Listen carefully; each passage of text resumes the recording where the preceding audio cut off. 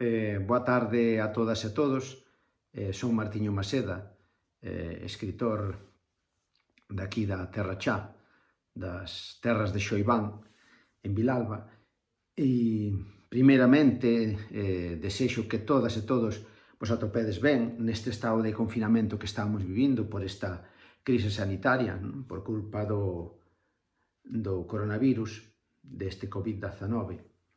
Entón, desexo que vos atopedes ben. Eu, a petición de Luis Ángel Patiño, pois que me enreda, que me quere enredar moitas cousas, eu feito que lle agradezo, e ademais que me anima, porque é unha maneira de difundir parte do que eu fago, e da maneira que eu fago, como é o proceso da escrita, non? De escribir, de comunicarme, en definitiva. Pois encomendoume, de algún xeito, que fixese un pequeno vídeo no que vos comentase precisamente isto, que ten que ver coa miña tarefa vencellada co mundo das letras. A miña traxectoria, aínda que eu sempre me considero como a froita un escritor serodio, é dicir, tardío, pois xa vai aló por máis de 20 anos, non? Estás aproximando aos case 25 anos de traxectoria pública, en canto a que a miña escrita sexa dada a coñecer así ao público. Porque eu son un escritor, desde un principio que quixen, que me animei a facer isto, nunca desexei que o que eu escribía, que esas inquedanzas que un leva dentro, que esas emocións que lle bulen a un por dentro, pois quedasen agochadas nun caixón. Entón desexaba sempre amosalas aos demais por un exercicio fundamental para min, que é o que creo que é o que nos leva aos seres humanos diferenciarnos do resto dos animais, non? Que é o do exercicio da linguaxe, non? Da comunicación. Necesitamos comunicarnos. Por iso, agora mesmo que vivimos este estado de confinamento, pois así forzado, non? De alguna maneira tamén forzado por nós mesmos, porque debemos pensar que, ainda que se poidan elucubrar moitas teorías, que posiblemente esta pandemia que nos está invadindo a nivel global sexa un resultado dun mal proxecto de vida que estábamos levando, o que estaba levando a sociedade, non? É dicir, unha sociedade que camiñaba inexorablemente cara a unha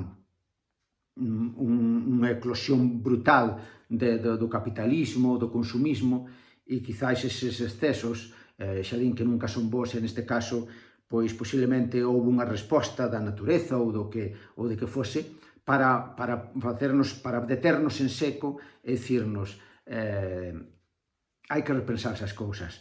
E entón, pois agora que cando teñamos que volver a unha nova normalidade, imagino que repensaremos as cousas, ou polo menos intentalo.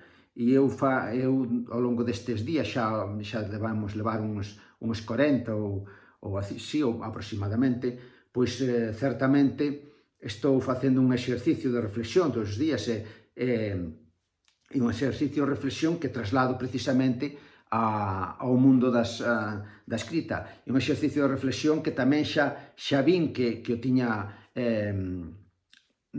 xa o levaba plasmado en algúns escritos anteriores meus. Entón, pois, basicamente iso, é dicir, como vos dicía anteriormente, para min escribir é un proceso de comunicar, non? É dicir, se eu presento un texto, se vos estou presentando a vos, que vos sei recitar, e aí vos ler uns fragmentos de cousas que levo escritas ao longo destes máis de 20 anos, pois é como un exercicio de comunicarme con vos, para provocar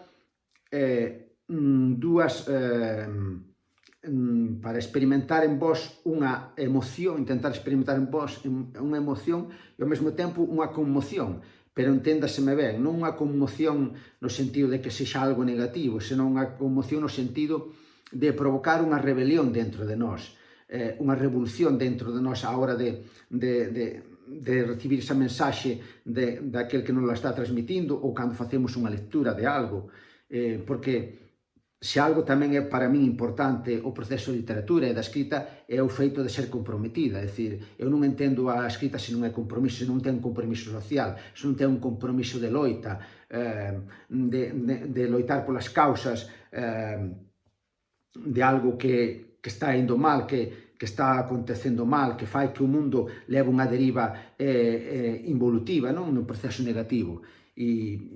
E entón, por exemplo, agora mesmo, pois que estamos nesta situación de parada brutal por culpa dunha pandemia, pois tamén nos debería facer reflexionar. E eu tamén traslado iso aos meus escritos, e que eses escritos se extraia unha mensaxe de revolución, de repensar, unha mensaxe que emocione, que provoque dentro do receptor do escrito unha emoción e ao mesmo tempo que lle provoca unha conmoción, non? Se eu consigo que se den esas dúas circunstancias, para min terei logrado xa prácticamente todo.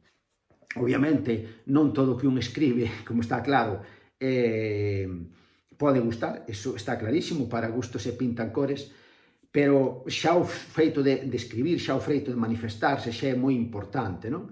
Co tempo imos aprendendo a como facelo mellor, imos sabendo vestir as nosas palabras, porque se é algo tamén que é o exercicio literario, que é o exercicio da escrita, é un proceso de sensibilidade, pero de sensibilidade unido á estética, a unha certa estética, a unha estética que fai que esas palabras deixen de ter un carácter, por así dicilo, un carácter simple, senón que saiban ser amosadas na súa fundura, que saiban que calquera que as recepcione poida saber extraer delas realmente outro tipo de emocións, distintos tipos de mensaxe, non? É dicir, non unha escritura lineal, non? Que sempre un está lendo un texto, pode non ler moito, se simplemente vai dicir sempre o mesmo.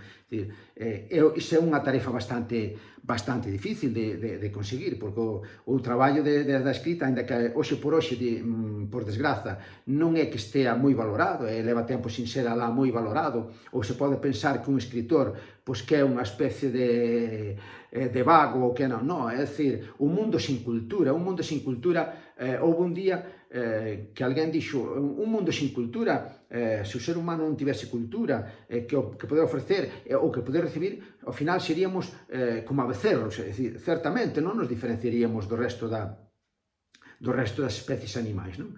E incluso tendo este acceso á cultura, porque temos moitísimo acceso á cultura agora mesmo, obviamente hai que saber filtrala tamén, porque non todo vale, igual que as noticias, igual que certas circunstancias da vida, pero tendo ese acceso á cultura, aínda así, hoxe vese que tamén seguimos comportándonos moitas veces como estivésemos como as salvaxes, non? É dicir, como se estuvésemos retrocedendo.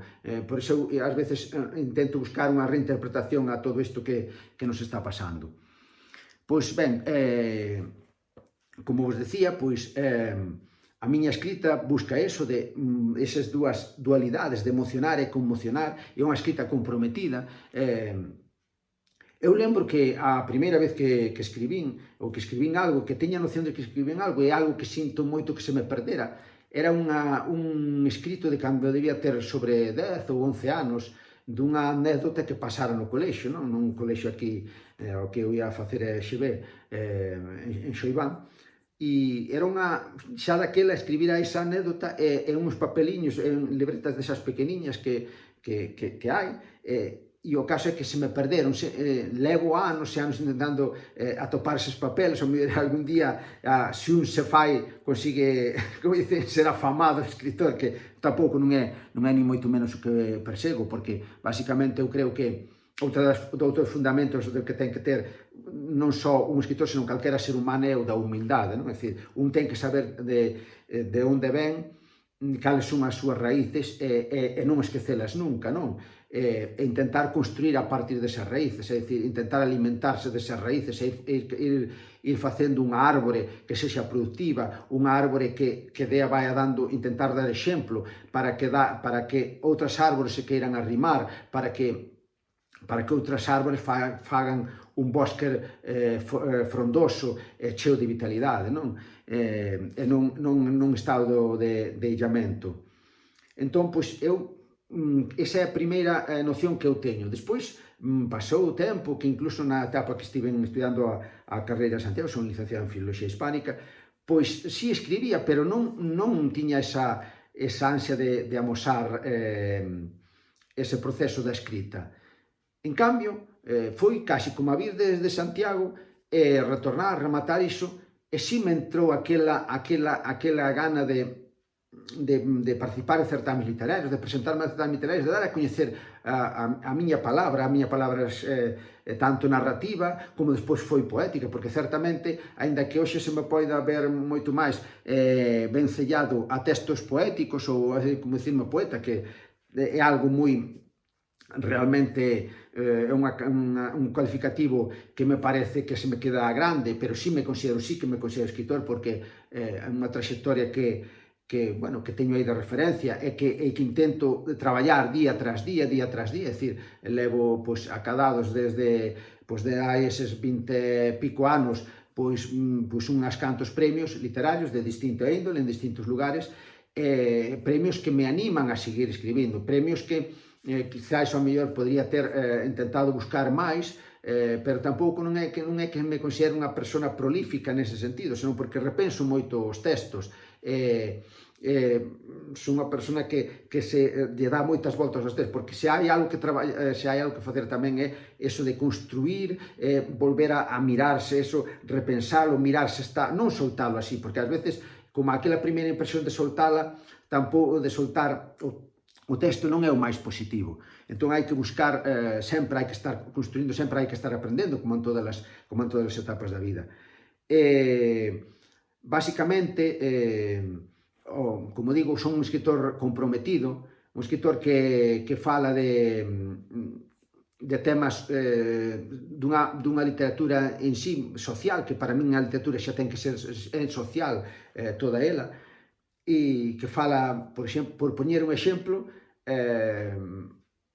ahora mesmo da violencia machista, que fala desta perda que estamos sufrindo coa nosa lingua, co galego, non? É dicir, que, aínda que eu vos estea falando agora mesmo un galego que aprendín dos meus pais, non? Que me deron tanto a miña nai como ao meu pai, pois estáse vendo que está caendo en picado, non? Entón é unha especie de intentar con eses escritos, non só co feito de escribir en galego, senón cos escritos que fagan referencia a esa loita pola pervivencia da lingua, é como a intentar buscar en sí unha revolución, non? Unha revolución lingüística, unha revolución cultural, unha revolución de concienciación social, non? É dicir, a literatura, como digo, ten que ser comprometida, non só porque escribe, senón tamén porque a recibe, non? É dicir, ten que buscar nel un compromiso tamén, porque senón que un lea un texto e o deixe despois e tal, e non lle supoña nada, pois dificilmente vai mover o estado no que nos atopamos, estaremos estáticos, non iremos cara a ninguna parte.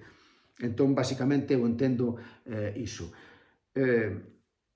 Eu podería, xa pensando nisto, as que teñades esa debilidade polo proceso de escrito, as que vos guste, porque estou seguro que entre vós, entre mulleres e homes que formades parte deste colectivo maravilloso da UNED Senior, que tedes inquedanzas, hai que entrar unha inquedanza que lle guste, teña maior habilidade, pon as cousas ou para outras, dicir, seguramente estades desexando poder amosar e que alguén vos dé esa vía para poder amosar iso, non? Dicir, a verdade é que lembro que aquí nun proxecto que se celebrara, que foi o 21 que fora no 21 de marzo, que é o Día da Poesía, que fixéramos en Vilalba, con o Concello de Vilalba, resulta que propuxéramos que a xente que participase, era unha das primeiras veces que se facía, ou creo que a primeira vez que se facía iso en Vilalba, que se celebraba o Día da Poesía,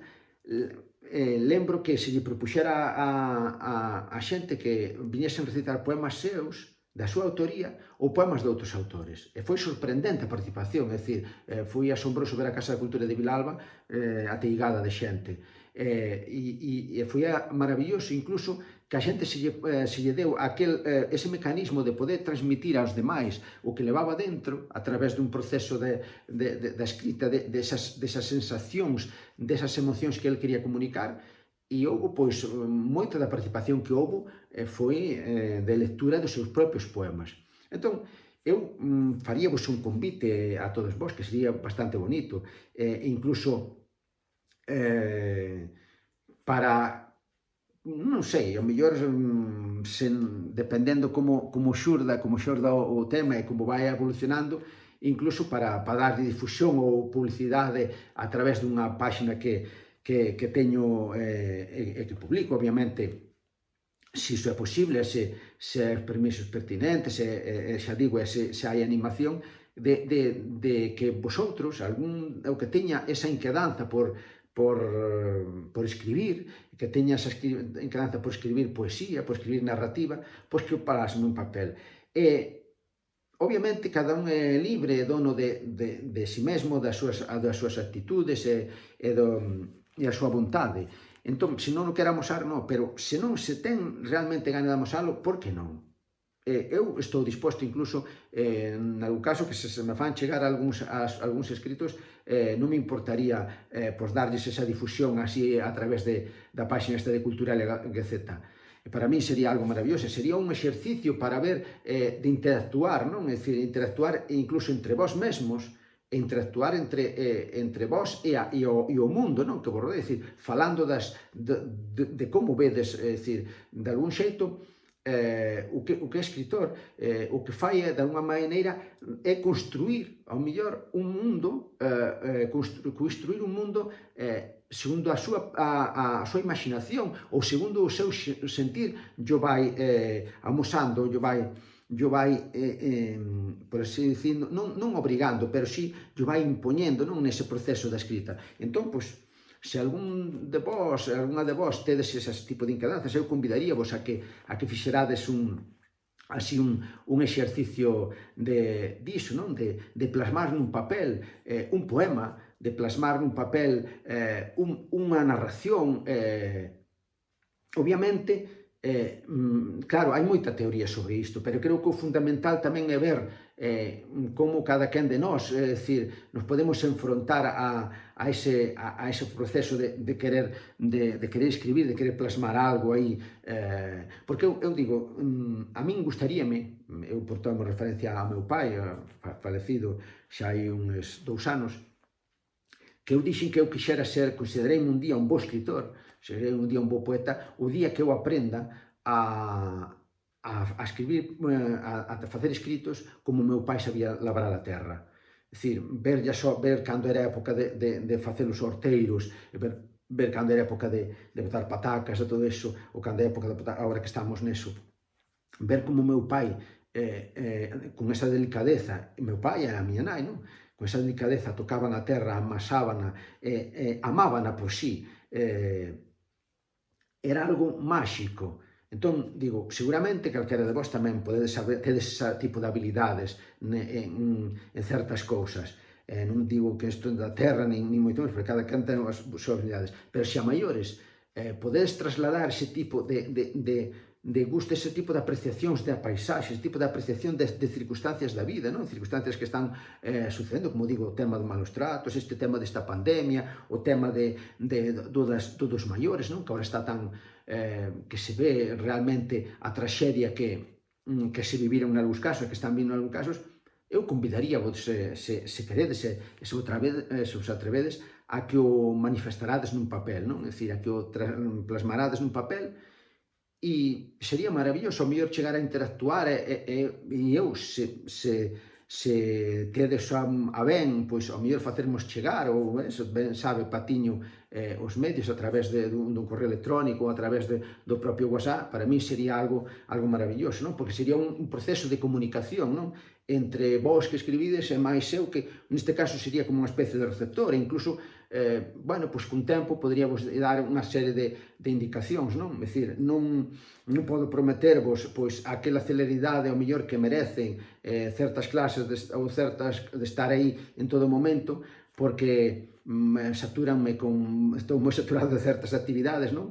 Ainda que, bueno, a vida hai que tomala con certa relaxación, na súa medida, e hai que saber pararse, hai que saber reflexionar, e hai que saber vivir e respirar, non? Porque isto é todo o que nos amosa e nos está intentando amosar tamén esta crise sanitaria, ou polo menos a min está moi intentando amosar, para que cando vai a sair de todo isto, pois intentar aprender a non cometer os erros. Seguramente seguirei cometendo erros, porque somos seres humanos, cometemos erros, pero intentar polo menos aprender deses que cometemos e non volver cometelos ou cometelos non coa mesma contundencia. Entonces, eu deixo-vos ese convite, pois se vos apetece facer, plasmar iso a través dun escrito.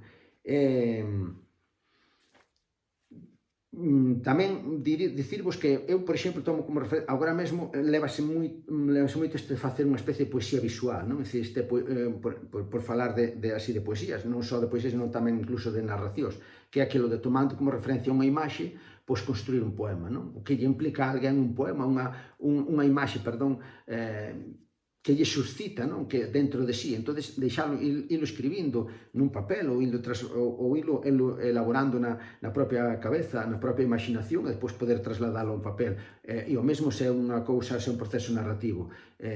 Iso é igual en calquera disciplina de arte, non? Na disciplina, na pintura, na escultura, na arquitectura, etc, etc, etc. Entón, se vos parece, eu convidaríavos e animaríavos a que fixeses iso. Podedes tomar, se o necesitades, como referencia algo, unha imaxe, podedes tomar como referencia unha noticia que vos resulte, que suscita algo dentro de vos, e intentar plasmarlo nun papel como que reflite, que sensacións, que clase de emocións provoca e reflite eso dentro de esa noticia ou esa imaxe, ese estado de ánimo dentro de vos, non? Porque tamén é un proceso de liberador, ás veces é un proceso de catarse, non? De limpeza interior, o feito de escribir, a mí tamén me sirve moito para iso, non? Eu podo amosar algo como vos dicía ao principio, dependendo da temática que a mí me apetece abordar, non? En determinados momentos, pois a miña escrita vai sempre unha escrita que intento que sexa case sempre de compromiso, é dicir, sigo aprendendo, porque todos os días hai que aprender, isso está clarísimo, sempre, ninguén nace aprendido, e o que pensa que xa chegou un momento en que sabe todo, vive errado, obviamente. Eu sempre serei un escritor que en continuo proceso de aprendizaxe, e ademais que, como digo, que teño un fundamento sobre min, porque así me inculcaron desde o nacemento da humildade de saber que teño que estar aprendendo continuamente para intentar facer as cousas mellor, non facelas perfectas, porque a perfección, aparte de ser imposible, sería moi aburrido. Decir, que habría despois de ser perfectos? Non habría nada. Entón, non podemos pensar que vamos ser perfectos, porque non imos ser, pero sí intentar subir un chanzo cada vez máis desa escala ou desa escada dentro de nós mesmos, de facernos mellor a nós mesmos, que ao mesmo tempo ese ben repercuta socialmente, non? E intentemos facer un mundo no que todos poidamos convivir do mellor xeito.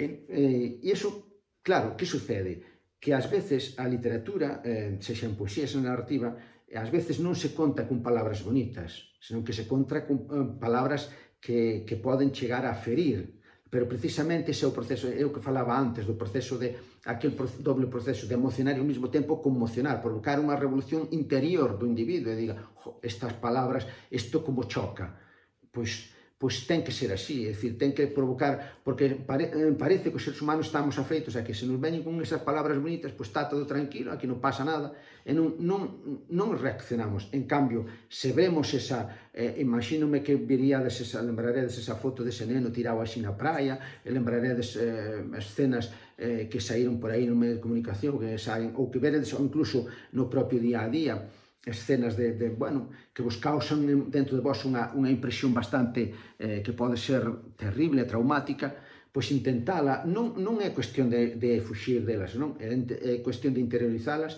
e saber ao mellor despois reflexionar sobre elas e leválas a un papel interior, a un escrito interior, e se un desexa despois saber trasladalo nun papel en formato físico. Entón, eu soe facer así. Por poñervos un exemplo, faleivos antes do proceso do deterioro lingüístico que estamos sofrendo aquí co tema do galego. Hai un poema que eu teño moito aprecio e que me gusta moito e que forma parte deste libro que se chama Fotogramas da Desfeita, no? que xa ten uns anos, e nun libro que teño certo aprecio agora mesmo porque incluso chega a tratar temas que son referencia agora mesmo, non? É dicir, que xa se anticipaban certas cousas, pero bueno, non quero tampouco ir de vaticinador de nada, nin moito menos, nin de que nin que descubrín nada, pero sí que xa falaban de certas cousas no sentido de certas cousas que viñan sucedendo antes e que, desgraciadamente, non se arranxaron, non? Como foi, por exemplo, o tema isto do abandono dos maiores, o tema dos non sei cuidados, o tema da lingua, o tema dos malos tratos, é dicir, pasan os anos e parece que seguimos estancados. Por iso digo que realmente a xente non ten un proceso así, non sabe facer dentro de sí un proceso crítico. Entón, por poñervos así un exemplo, vou vos poñer unha serie de exemplos para que vexades, e para a ver se vos animo a que xurdan vos ese espírito, ao mellor, de rebelde e de revolucionario da escrita. Chámase A Palabra Morta, e di así: era a derradeira falante daquela lingua con 1000 anos no seu corpo de sintagmas e poesía. Lingua, nai de linguas, irmá de linguas, parida de outras linguas. E cando quixo falala, cortáronlle a lingua e seláronlle a boca. E cando quixo escribila, cortáronlle as mans e atáronlle os brazos. E cando quixo debuxala, na area da praia tamén milenaria, cortáronlle os pés e enterraron até os xeonllos. E cando quixo pensala, mataronlle o fillo que levaba dentro para que derramase o sangue dos verbos e predicados, aínda por construir. Como vedes, é un exemplo que non só fala desa da perda dunha lingua nai, dunha lingua que un de ensinaron, senón que é un pouco a perda da palabra, non? Que se algo tamén queren os sistemas é controlar o noso pensamento, é dicir, moitas veces non queren que pensemos, queren nos dar todo feito. Entón, por iso, o proceso da escrita é de alguma maneira un proceso revolucionario, un proceso que convida a rebelarse, non? E a loitar contra todo iso. E eu lembro que, como vos dicía, tal como falaba neste libro, que lle teño moito aprecio, pois falabas, agora mesmo que estamos no tema desto do abandono das persoas maiores ou daquilo que se deixan, que pensamos que son como se foran cans, así, que podes levar ao medio de monte e deixalo tirados, non? É dicir, e iso eu resolvino da seguinte maneira neste poema, que vos vou ler tamén aquí, de Fotogramas da Desfeita.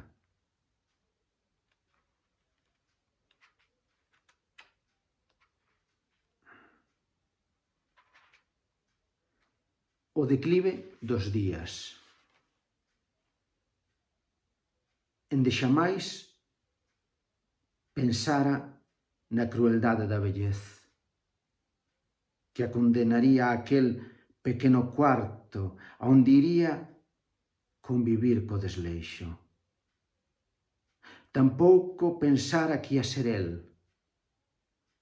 o froito das súas carnes, o que abandonaría ali, naquel remoto inferno, como un can que o ceiban no medio do monte para non velo máis. E vedes que son palabras duras e cruentas, pero que son necesarias, non? Entón, pois, polo que vos dicía, que o proceso da escrita ten que ser un proceso de rebelión, un proceso de rebelión, un proceso de rebelión interior da propia persoa que escribe. Gustaríame, nada máis, porque xa vamos en media hora de vídeo, gustaríame rematar cun poema que fixen, que foi premiado ademais aquí en un certame de Arumes do Corvo, que lle dediquei ao meu pai, non? Falecido. Eu tive sempre unha moi boa relación con os meus pais e entón pois sempre intento trasladar ese tipo de relación plasmala en papel, non? Lembro que a miña nai, porque o meu pai era menos decidido para ese tipo de cousas, de acompañarme, pero a miña nai, desde que empecé nesta etapa de escribir e de gañar así premios, pois casi sempre que puiden, levei na canda a min, e incluso agora mesmo, pois, sendo unha persoa octoxenaria, non? É dicir, nos seus 86 anos, eu sigo, mentre ela poida, pois seguirei levando a esos lugares para que ela tamén non para chufarme dela, sino para chufar que a levo comigo, senón, porque tamén para min é un orgullo, senón tamén para que ela se impregne de todo iso, e viva todo iso, e se manteña aleuta e viva, non? Entón, pois, vou rematar lendovos aquí un poema, co cal, pois, quero darvos as grazas por escoitarme, quero darvos as grazas para, bueno, por permitir que me achegue a vos e que vos ofreza un pouquiño do meu proceso de escrita. E convidarvos, como digo, pois a que vos mergulledes tamén neste mundo maravilloso, neste océano máxico que é o das palabras, non? E xa decides, se así tedes a ben, pois eu encantado de que, bueno, pois de poder comunicarme así e ver as vosas emocións, igual que eu estou transmitindo a vos, tamén saber ser receptor das vosas e intentar aprender das mesmas. Este poema titúlase A fala das mans. Ás veces quixera saber que hai do outro lado da luz, a causa dese enigma que te indaga por dentro, cos dedos mornos da desesperanza, e percorres con ansia os beizos do ocaso, no preámbulo da voz que contamina a mirada. Alzas, entón, a man, como un mastro victorioso, e póusala en ti, en toda a túa experiencia aletargada.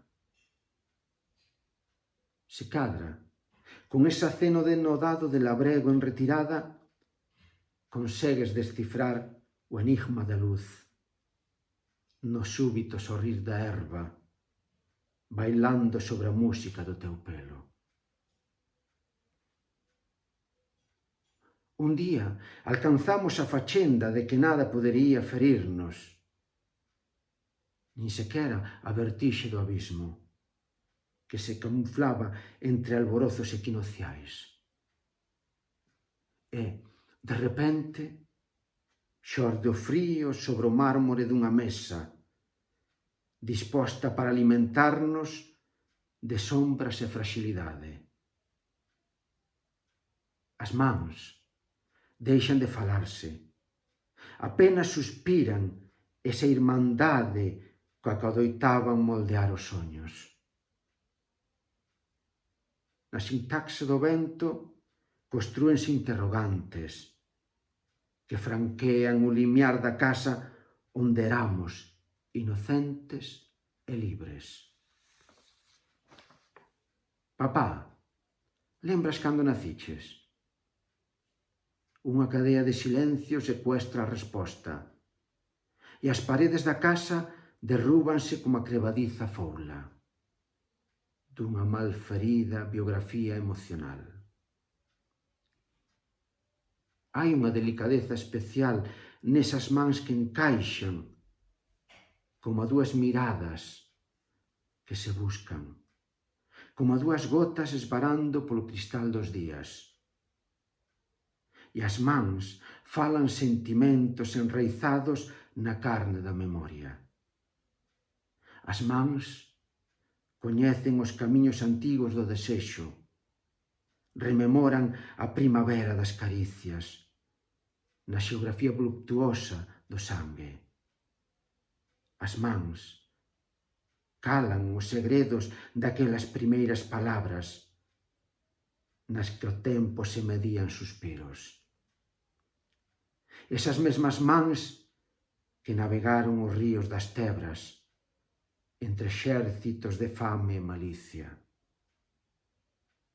As que agora anoan coágulos de morriña para debuxar un invierno de quietude e desenlace. Repito a pregunta. Papá, lembras o día no que naciches? Disimulas canso, mas continúas a afogar a fuxidía data, baixo o mar das ausencias. Eu acordo por ti, 1 de decembro de 1927.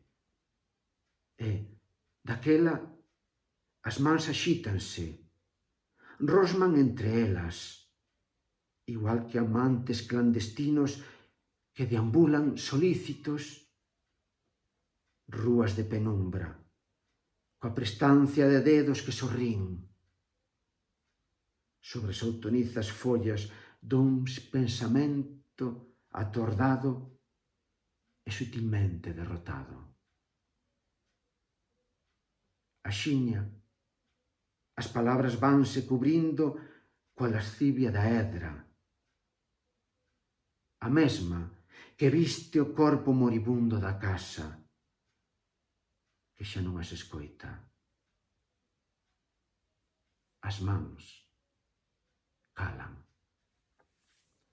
Bueno, agardo que vos gustase estes pequenos exemplos da miña escrita e repetirvos a miña gratitude, non, por estar aguantando esta pequena charla que vos dei aquí.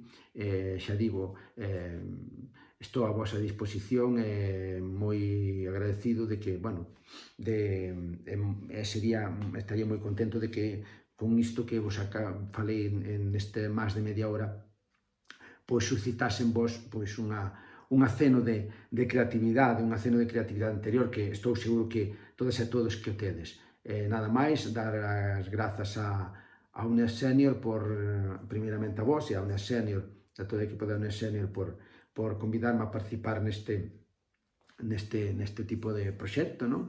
E, sobre todo, a Luís Ángel Patiño, pois, a miña infinda gratitude. Como digo sempre, medra palabra, medra poesía, apertas cheiregas.